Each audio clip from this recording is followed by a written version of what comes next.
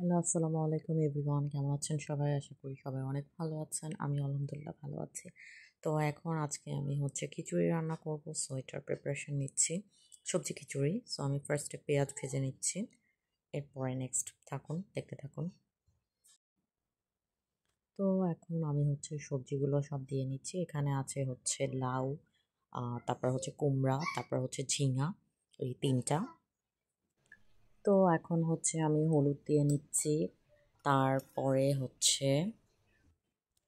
এরপরে অন্যান্য মশলাগুলো আমি অ্যাড করব।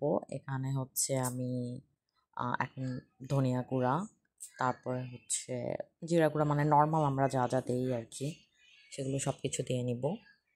তারপরে আমি লবণের ক্লিপিংটা নিতে ভুলে গেছি। সো এটাও তো একটা অবভিয়াসলি করেছি। এরপরে এই জিরা গুঁড়া দিলাম। তারপরে সব কিছু অ্যাড করে আর কি আমি এটাকে আগে সবজিটাকে কষাবো, তারপরে অন্য কিছু। তো এখন আমি টমেটো দিয়ে নিলাম।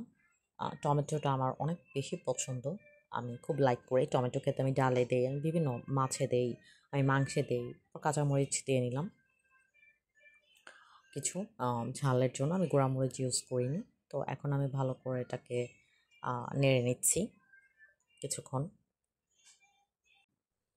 তো এখন আমি পানি দিয়ে নিচ্ছি। মাঝে আমি আদা রসুন অ্যাড করেছিলাম।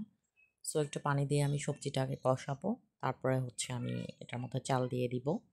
তো এটা যত ধিমি আছে মানে সফট হবে সবজি, ভেজিটেবলগুলো তত ভালো লাগবে খেতে।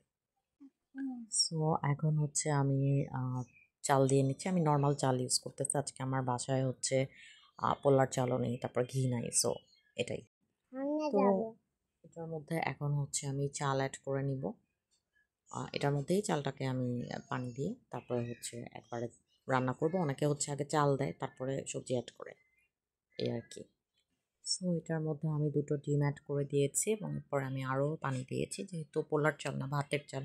সো হতে একটু টাইম লাগবে। সো আমি এই জন্য আরও একটু বেশি পরিমাণ পানি অ্যাড করে দিলাম।